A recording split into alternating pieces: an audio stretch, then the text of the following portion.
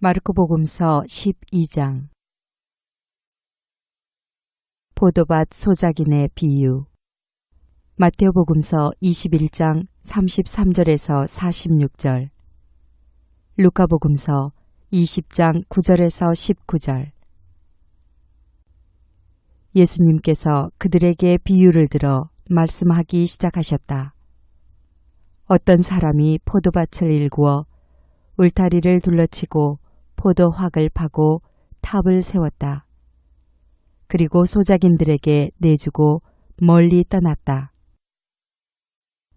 포도철이 되자 그는 소작인들에게 종 하나를 보내어 소작인들에게서 포도밭 소출의 얼마를 받아오라고 하였다. 그런데 소작인들은 그를 붙잡아 매질하고서는 빈손으로 돌려보냈다. 주인이 그들에게 다시 다른 종을 보냈지만 그들은 그 종의 머리를 쳐서 상처를 입히고 모욕하였다. 그리고 주인이 또 다른 종을 보냈더니 그 종을 죽여버렸다. 그 뒤에 또 많은 종을 보냈지만 더러는 매질하고 더러는 죽여버렸다. 이제 주인에게는 오직 하나 사랑하는 아들만 남았다. 그는 마지막으로 내 아들이야 존중해 주겠지 하며 그들에게 아들을 보냈다. 그러나 소작인들은 저자가 상속자다. 자, 저자를 죽여버리자. 그러면 이 상속 재산이 우리 차지가 될 것이다 하고 저희끼리 말하면서 그를 붙잡아 죽이고는 포도밭 밖으로 던져버렸다. 그러니 포도밭 주인은 어떻게 하겠느냐?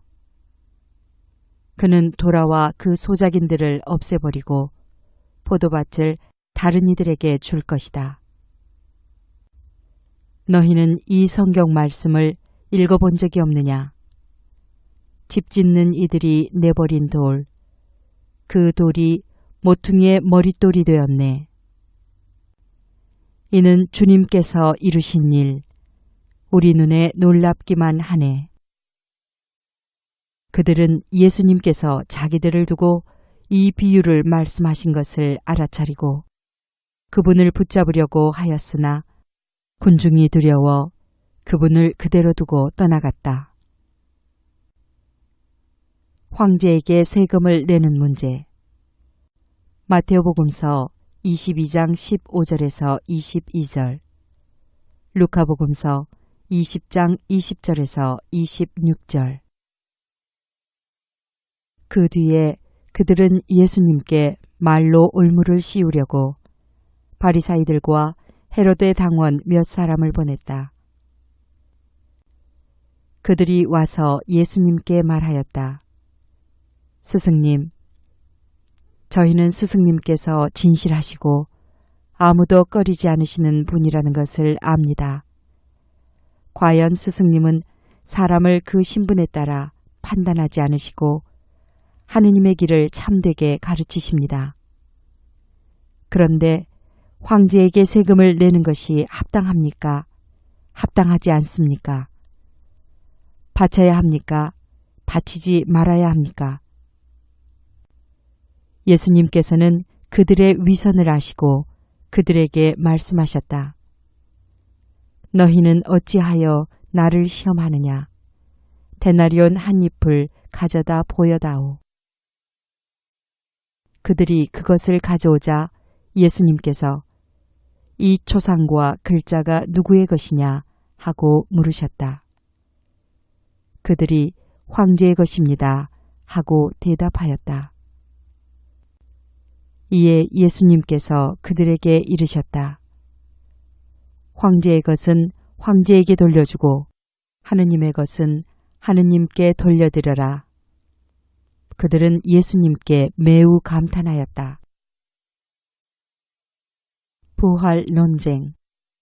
마테오복음서 22장 23절에서 33절, 루카복음서 20장 27절에서 40절. 부활이 없다고 주장하는 사두가이들이 예수님께 와서 물었다. 스승님, 모세는 어떤 사람의 형제가 자식 없이 아내만 두고 죽으면 그 사람이 죽은 이의 아내를 맞아들여 형제의 후사를 일으켜 주어야 한다고 저희를 위하여 기록해 놓았습니다. 그런데 7 형제가 있었습니다. 마지가 아내를 맞아들였는데 후사를 남기지 못하고 죽었습니다.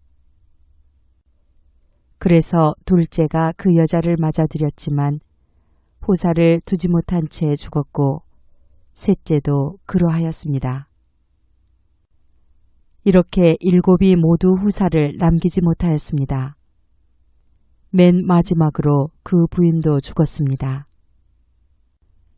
그러면 그들이 다시 살아나는 부활 때에 그 여자는 그들 가운데 누구의 아내가 되겠습니까? 7이 다 그 여자를 아내로 맞아들였으니 말입니다. 예수님께서는 그들에게 이르셨다. 너희가 성경도 모르고 하느님의 능력도 모르니까 그렇게 잘못 생각하는 것이 아니냐. 사람들이 죽은 이들 가운데에서 다시 살아날 때에는 장가드는 일도 시집가는 일도 없이 하늘에 있는 천사들과 같아진다. 그리고 죽은 이들이 되살아난다는 사실에 관해서는 모세의 책에 있는 떨기나무 대목에서 하느님께서 모세에게 어떻게 말씀하셨는지 읽어보지 않았느냐. 나는 아브라함의 하느님, 이사악의 하느님, 야곱의 하느님이다 하고 말씀하셨다. 그분께서는 죽은 이들의 하느님이 아니라 산 이들의 하느님이시다. 너희는 크게 잘못 생각하는 것이다. 가장 큰 계명. 마테오복음서 22장 34절에서 40절, 루카복음서 10장 25절에서 28절. 율법학자 한 사람이 이렇게 그들이 토론하는 것을 듣고 있다가 예수님께서 대답을 잘하시는 것을 보고 그분께 다가와 모든 계명 가운데에서 첫째 가는 계명은 무엇입니까? 하고 물었다. 예수님께서 대답하셨다. 첫째는 이것이다. 이스라엘아, 들어라. 주 우리 하느님은 한 분이신 주님이시다. 그러므로 너는 마음을 다하고 목숨을 다하고 정신을 다하고 힘을 다하여 주 너의 하느님을 사랑해야 한다. 둘째는 이것이다. 내 이웃을 너 자신처럼 사랑해야 한다. 이보다 더 큰 계명은 없다. 그러자 율법학자가 예수님께 말하였다. 훌륭하십니다, 스승님. 그분은 한 분뿐이시고 그 밖에 다른 이가 없다 하시니 과연 옳은 말씀이십니다. 또 마음을 다하고 생각을 다하고 힘을 다하여 그분을 사랑하는 것과 이웃을 자기 자신처럼 사랑하는 것이 모든 번제물과 희생 제물보다 낫습니다. 예수님께서는 그가 슬기롭게 대답하는 것을 보시고 그에게 너는 하느님의 나라에서 멀리 있지 않다 하고 이르셨다. 그 뒤에는 어느 누구도 감히 그분께 묻지 못하였다. 다윗의 자손이시며 주님이신 예수 그리스도.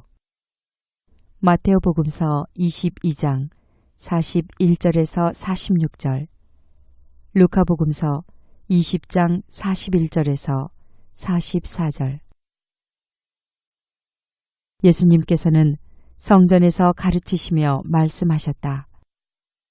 어찌하여 율법학자들은 메시아가 다윗의 자손이라고 말하느냐? 다윗 자신이 성령의 도움으로 말하였다. 주님께서 내 주님께 말씀하셨다. 내 오른쪽에 앉아라. 내가 너의 원수들을 내 발 아래 잡아놓을 때까지. 이렇듯 다윗 스스로 메시아를 주님이라고 말하는데 어떻게 메시아가 다윗의 자손이 되느냐? 많은 군중이 예수님의 말씀을 기쁘게 들었다. 율법 학자들을 조심하여라. 마테오복음서 23장 1절에서 36절, 루카복음서 20장 45절에서 47절. 예수님께서는 가르치시면서 이렇게 이르셨다. 율법학자들을 조심하여라. 그들은 긴 겉옷을 입고 나다니며 장터에서 인사받기를 즐기고 회당에서는 높은 자리를, 잔치 때에는 윗자리를 즐긴다. 그들은 과부들의 가산을 등쳐먹으면서 남에게 보이려고 기도는 길게 한다. 이러한 자들은 더 엄중히 단죄를 받을 것이다. 가난한 과부의 헌금. 루카복음서 21장 1절에서 4절. 예수님께서 헌금함 맞은쪽에 앉으시어 사람들이 헌금함에 돈을 넣는 모습을 보고 계셨다. 많은 부자들이 큰 돈을 넣었다. 그런데 가난한 과부 한 사람이 와서 렙돈 2입을 넣었다. 그것은 쿼드란스 한 입인 셈이다. 예수님께서 제자들을 가까이 불러 이르셨다. 내가 진실로 너희에게 말한다. 저 가난한 과부가 헌금함에 돈을 넣은 다른 모든 사람보다 더 많이 넣었다. 저들은 모두 풍족한 데에서 얼마씩 넣었지만 저 과부는 궁핍한 가운데에서 가진 것을 곧 생활비를 모두 다 넣었기 때문이다.